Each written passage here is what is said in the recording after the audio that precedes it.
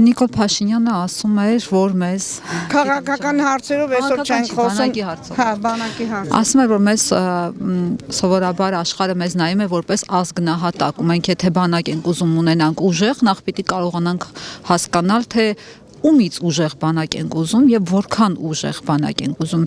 Դուք ունեք այս հարցի պատասխանը, թե մենք ինչպիսի բանակ։ Պատասխանը էսա, ով որ ազգնահատակ կասի, գլուխը պատին կտա։ Դա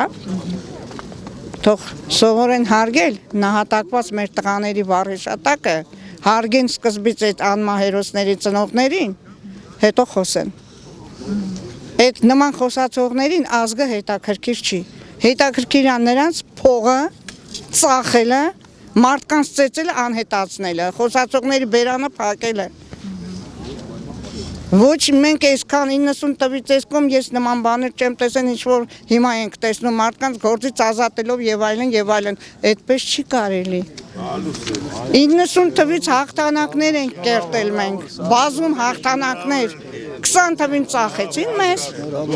ով չգիտի, որ մեզ ծախեցին, մենք չենք պարտվել, մեր բանակը ուժեղ հզոր բանակ է, մեզ ծախեցին, կարող եմ ասել։ Դավաճանություն եք տեսել։ Դավաճանություն ազգադավերին, իմ ազգի մեջ ես այսքան ազգադավ չեմ տեսել, ինչ որ հիմա է, այսքան գնալով մոլախոտի նման աճում են։ Հերիքա թող այս ժողովուրդը քնածա դեռ արթնանա,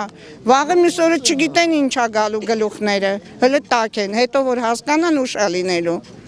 Չմտածեն, որ մենք մեր հողը, մեր հայրենիքը կթողնենք ու կլքենք կգնանք, ոչ, պահել ենք, էլի պտի պահենք։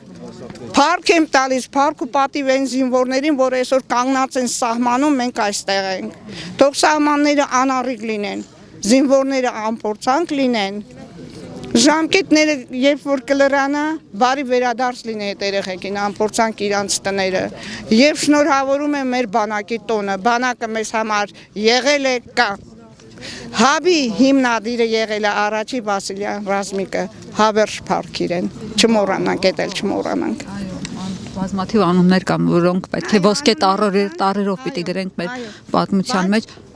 Այսօր մեր ազգային հերոսներին չեն էլ ուզում ճանաչեն, չեն էլ ուզում անունները տան, ինչի համար։ Թուրքի ծրագիր են այստեղ իրականացնում։